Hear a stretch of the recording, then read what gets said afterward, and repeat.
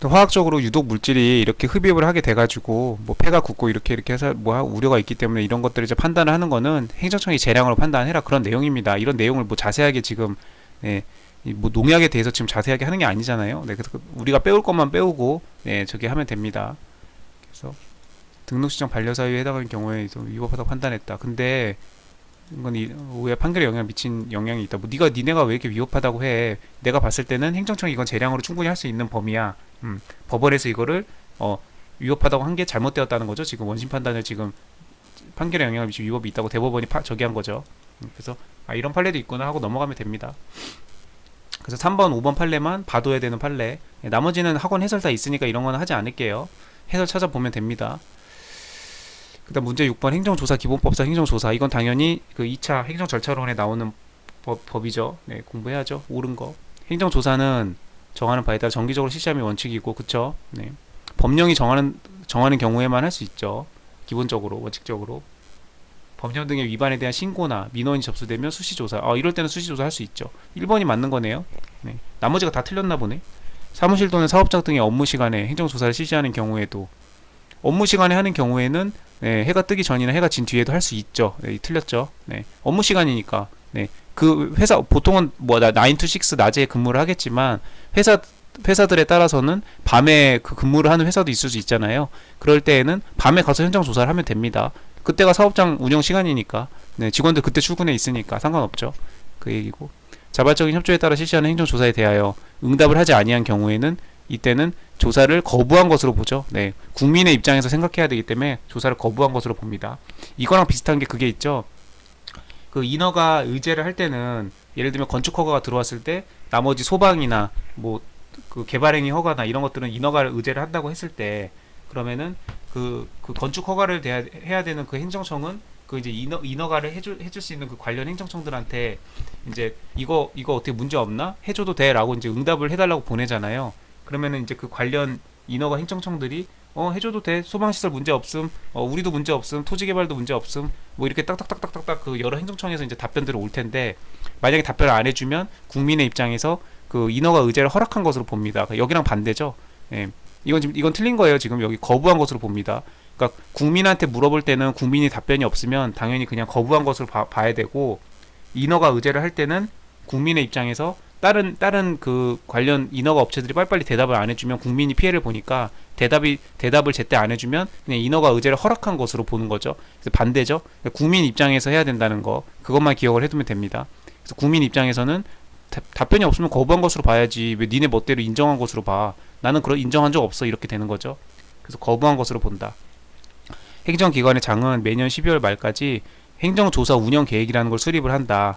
그래서 국회 소관상임위원회에 제출한다. 이것도 이제 국회와 관련된 거니까 이렇게 해서 그 문제를 낸 것 같아요. 근데 다만 이거는 국회 소관상임위원회에다 제출하는 게 아니고 이거는 국무조정실장한테 제출합니다. 네. 국무조정실장이 그 약간 그 국무총리 같은 그 대통령의 다음 가는 그 역할이긴 한데 말 그대로 이제 실무 업무를 하시는 분이죠. 국무총리는 이제 대외적으로 이렇게 그 이제 역할을 한다고 치면은 이런 내부적인 정말 이런 서류들 다 받아가지고 저기 하고 하는 그런 실제적인 일을 하는 거는 국무조정실장이라고 해서 네, 높은 저기가 있죠. 그래서 국무조정실장입니다. 이게 틀렸고 그다음에 이런 거는 미리 법령을 안 받으면 그럴싸하죠. 네, 그래서 객관식용 문제이기도 하지만 2차에서 뜨면은 네, 적어줄 수도 있는 거니까 네, 잘 봐둬야죠. 세무조사 결정 대표적인 행정조사죠. 네, 행정조사가 나오면 세무조사가 빠질 수 없어요. 조사라는 말부터가 겹치죠. 그리고 이건 당연히 항고소송의 대상이 되는 행정처분이죠. 네, 권력적 행위니까. 네. 세무조사가 뭔지는 실제로 받아본 적은 없어도 세무조사라는 단어는 다 알잖아요. 사람들이. 네, 그런 거죠. 뭐 검찰의 압수수색 이런 거 압수수색을 실제로 당해보지 않았어도 뉴스에서 많이 보고 사람들에게 친숙한 단어죠. 뭔가 친숙하죠. 네, 내가 실제로 압수수색을 당해본 적은 없어도 그런 식으로 국세청 세무서의 세무조사 이런 것들은 내가 세무조사 진짜 당해본 적이 없어도 이 정도 단어는 되게 친숙하죠. 일반인들에게. 네, 이건 당연히 권리 의무에 영향을 미치는 네, 항고소송의 대상이 되는 처분이죠. 되지 아니한다라고 생각 틀렸네요. 연도별 계획 매년 12월 말까지 국무조정실장에 제출해라. 이런 조문이 있고 이거는 이제 뭐 객관식 답을 가릴 때뿐만 아니라 2차에서 나오면 이제 적어주면 됩니다. 그래서 행정조사 운영 계획이라는 걸 매년 이렇게 수립을 한다는 거. 그리고 이거는 하나 더 주의할 게 행정안전부 장관이 하는 게 아니고 각 행정기관의 장들이 하는 겁니다. 각 기관에 해당하는 행정안전부 장관이 하는 게 아니에요. 이런 것도 가끔 헷갈릴 수 있죠. 그래서 이런 거 좀 눈여겨봐둬야 됩니다. 주체 누가 하는 건지. 수립하는 때에는 뭐 기본 원칙에 따라야 된다. 당연한 얘기죠. 그래서 대통령 포함되어야 된다. 국무조정실장은 아까 이렇게 제출을 받았으면 뭔가 마음에 안 들면은 검토한 뒤에 보완을 요청할 수 있죠. 그러면 특별한 사정이 없는 한 응하여야 한다. 조사의 주기 정기적으로 하는 게 원칙이다. 다만 이럴 때는 수시 조사할 수 있다. 법률에서 이렇게 하고 있으면은 오케이, 상관없죠. 그 다음에 이번에 혐의가 있는 경우, 이런 혐의가 있다고 통보를 받거나 이첩을 받거나 혹은 민원이 접수되거나 어떤 신고가 들어왔다 이거죠. 누군가 꼰질러 가지고 뭔가 들어왔어요. 그럼 조사 나가야죠. 그게 세무조사가 됐든 세무조사가 아닌 뭐 저기여도 이렇게 해서 이런 경우에는 조사를 할 수 있다. 혐의가 포착이 됐으니까. 그 밖에 대통령을 정하는 경우, 이렇게 해서 이거는 2차 시험에서 이미 기출이 됐었을 거예요 아마. 이렇게 해서 적을 수 있도록 외워주시고, 그 다음 현장조사, 이렇게 해서 출입조사서, 이렇게 해서 이거를 미리 발송을 해야 되고, 다만 그 미리 발송을 안 해도 되는 경우도 있었죠.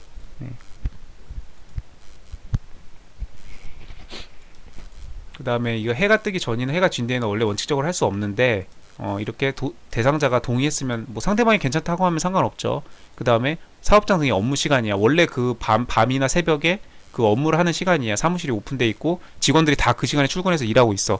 그럼 그때 나가서 행정조사하는 거는 문제 없죠. 그 다음에 이렇게 할 때는 달성이 불가능하거나 어떤 확인할 수가 없는 경우, 이때는 불가피하게 어쩔 수가 없으니까, 그 조사 목적 달성을 위해서 어쩔 수 없으니까 이건 된다. 이런 것도 다 암기해 줘야죠.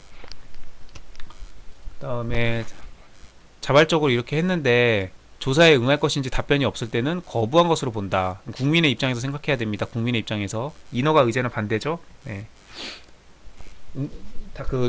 인허가 관련 행정청에서 응답이 없으면은 그냥 허락한 것으로 보면 됩니다. 인허가 의제를 허락한 것으로 보면 된다. 국민의 입장에서 항상.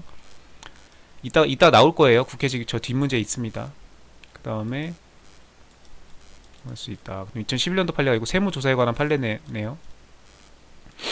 행정청이 어떤 행위가 항고소송의 대상이 될 수 있는지는 아까 이거 나왔죠. 추상적 일반적으로 결정할 수 없고 범용 판례라고 했습니다. 너무너무 중요한 판례. 이렇게 하면서 한 번 더 읽고 넘어가는 거죠. 주절 내용,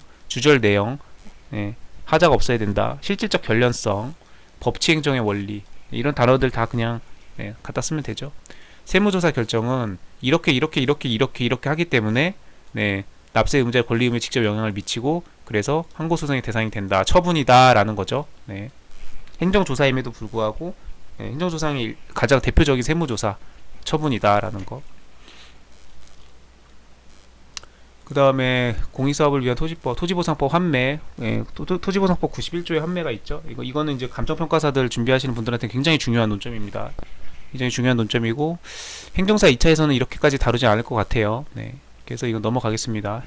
해설은 학원 해설 참조하시고 8번 행정심판법 이거는 다루고 가야죠. 4교시 행정사 실무론 실무법 가장 중요한 행정심판법입니다. 심판청구 기관은 부작위에 대한 의무이행 심판청구에는 적용되지 않는다. 여기서 포인트는 이 부작위입니다. 이 경우에는 적용되지 않는 게 맞는데 이게 거부처분에 대한 의무이행 심판청구의 경우에는 청구 기간이 적용됩니다. 같은 의무이행 심판청구지만 거부처분에 대한 의무이행 심판청구와 부작위에 대한 의무이행 심판청구 두 개로 나뉘죠. 거부처분인 경우에는 그 적용이 됩니다. 이게 포인트였어요. 이건 맞는 지문입니다. 결과적으로. 그다음 무효 확인 심판 이것도 무효기 때문에 무효는 그 민법에서 배우죠. 민법 총칙에서 무효와 취소의 차이. 무효는 언제나 누구든지 주장할 수 있어요.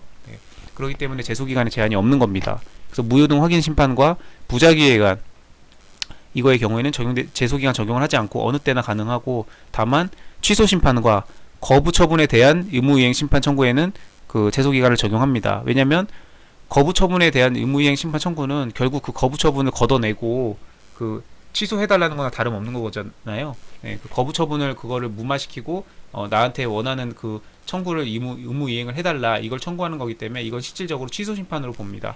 그래서 그 제소기간을 적용하는 겁니다. 그 행정소송법에서도 그 무효를 선언하는 의미에서의 취소소송은 그냥 취소소송으로 봐가지고 제소기간 등 이런 적용 그 규정들의 적용을 받죠. 그래서 같이 기억을 해주고 맞는 거고 청구의 변경 결정이 있으면 처음 청구되었을 때부터 청구된 것으로 본다. 맞는 내용이죠. 중앙행정심발 상임위원은 위원장의 제청으로 국무총리를 거쳐서 대통령이 임명합니다. 중앙